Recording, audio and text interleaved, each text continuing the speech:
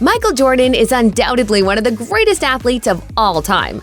But his time away from the basketball court is just as twisty and dramatic as all his championship runs with the Chicago Bulls. Michael Jeffrey Jordan was born in Brooklyn, New York on February 17, 1963. Though he grew up in Wilmington, North Carolina, he displayed exceptional athletic ability from an early age. And his first real love was baseball. Eventually, though, he gravitated to the sport that would make him a superstar.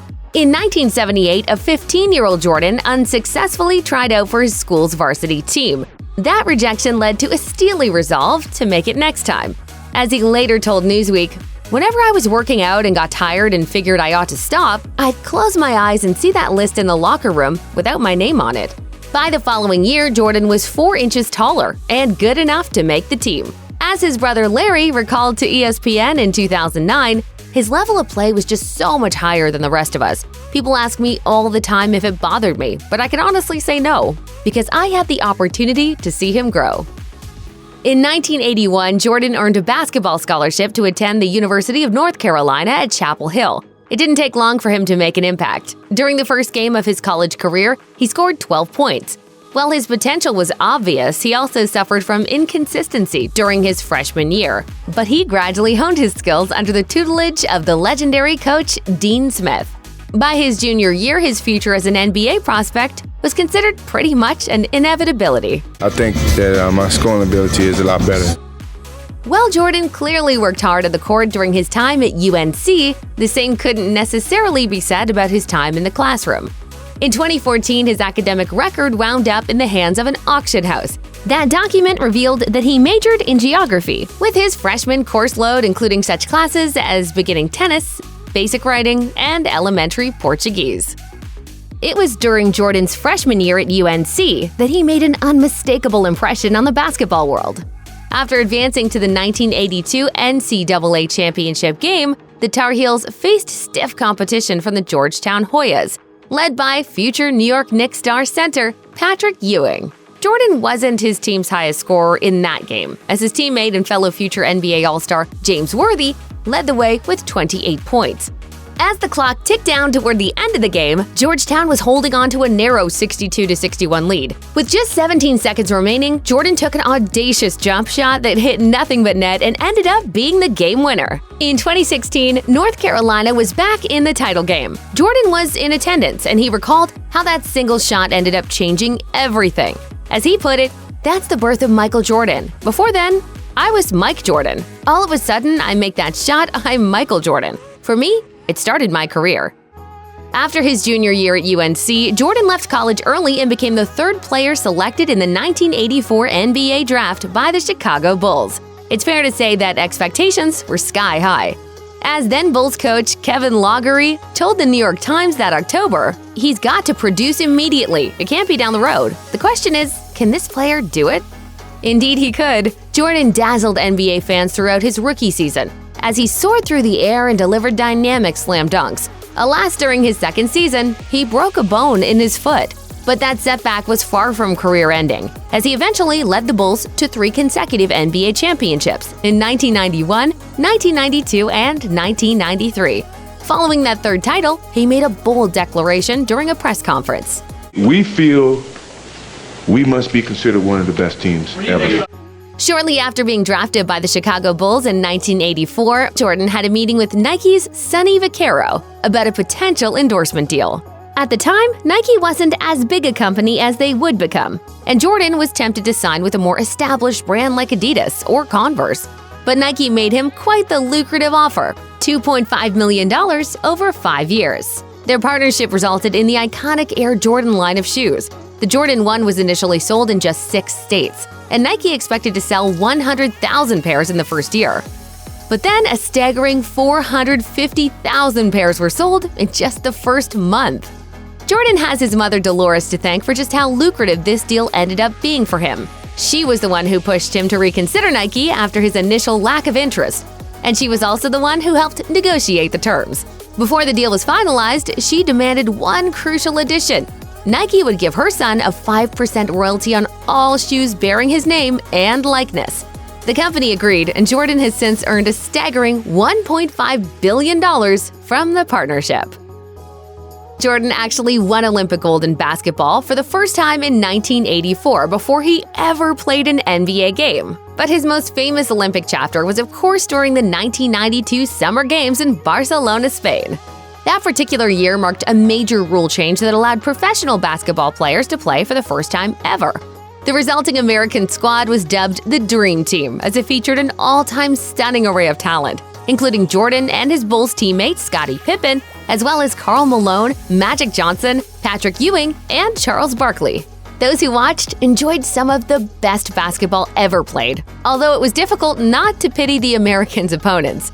They defeated them by an average of 44 points and didn't lose a single one of their 8 games. Over the years, what's become even more legendary than the team's gold medal win is a Dream Team scrimmage in which the NBA's top players pulled out all the stops, attempting to top each other. As Jordan admitted to Sports Illustrated in 2012, everybody asks me about that game. It was the most fun I ever had on a basketball court. After the Chicago Bulls won their 3rd consecutive NBA championship in 1993, Jordan had rightfully earned a reputation as one of the world's best athletes. But in the midst of that glory, scandal reared its ugly head after reports emerged that he'd lost $57,000 on a golf bet to a man named James Slim Bowler. Jordan claimed that it was a loan that he had given Bowler for a business opportunity. I just felt that it was unfair that I was being considered a criminal for doing something that is not illegal. The NBA responded by hiring former federal judge and U.S. Attorney Frederick Lacy to launch an investigation into Jordan's gambling. When Bowler was subsequently charged with unrelated charges of money laundering, Jordan was called to testify, and he admitted under oath that the money was meant to cover his gambling debt. Then the Washington Post reported that businessman and author Richard Esquinas claimed that Jordan owed him $1.25 million from golf gambling. Jordan confirmed that that was true, and that he and Esquinas agreed to a $300,000 settlement. After winning 3 straight NBA titles, the last thing anybody expected Michael Jordan to do was retire from basketball. And yet, that's exactly what he did, as he walked away from the NBA after 9 seasons with the Bulls at the age of 30. During a press conference, he explained, "It's not because I don't love the game. I love the game of basketball. I always will. I just feel that at this particular time in my career, I've reached the pinnacle of my career." I just feel that I don't have anything else for myself to prove. But Jordan wasn't done with professional athletics completely, as he decided to shift his focus to his other favorite sport of baseball. Even though he hadn't played since high school, he wanted to see if he still had it. So he signed with the Chicago White Sox organization and headed to Florida for spring training. He impressed some reporters by managing a couple of hits during an exhibition game. But Jordan's skills ultimately weren't up to major league standards. He played for 1 season with the Double-A minor league Birmingham Barons and was never called up to the majors. During Michael Jordan's 1993 retirement press conference, he was asked if he'd ever return to basketball, to which he responded, Maybe that's the challenge that I may need someday down the road. I'm not going to close that door. He eventually kicked that door wide open in a brief announcement sent via fax in March 1995 that consisted of just 2 words: "I'm back." Despite being away from the game for more than a year and a half, Jordan hadn't lost a step. He once again led his team to the playoffs.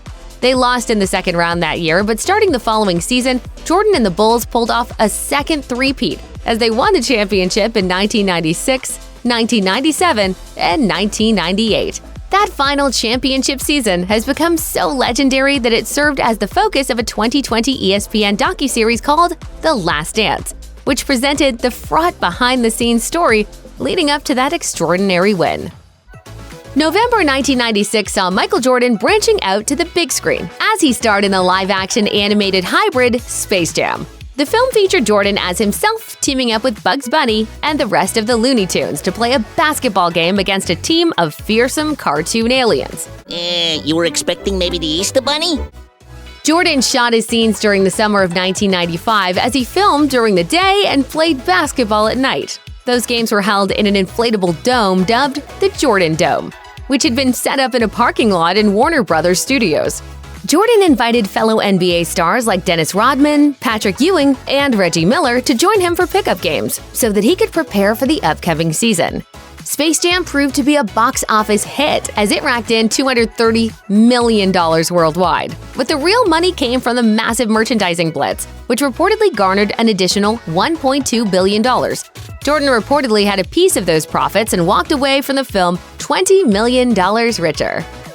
After winning the 1998 NBA championship, Jordan made a big announcement in January 1999. He was retiring for a second time. The 38-year-old insisted that he was 99.9% certain that he wouldn't return to the NBA, while adding, "I'm very secure in my decision." The following January, Jordan took on a new gig, part owner and president of basketball operations for the Washington Wizards. As he announced, "I look forward to turning this thing around. Right now, we're an underachieving team." Then in September 2001, Jordan announced that he was coming out of retirement a second time, and that he would play for the Wizards, as he declared, "I'm convinced we have the foundation on which to build a playoff contention team." In 2002, Jordan's age proved to be a limiting factor when a knee injury required surgery and left him sidelined for a good portion of the season. However, there were still flashes of the old fire, such as a 2003 game against the New Jersey Nets, when he became the first ever 40-year-old to score at least 40 points in a single NBA game. Mike, can you score 40 every night?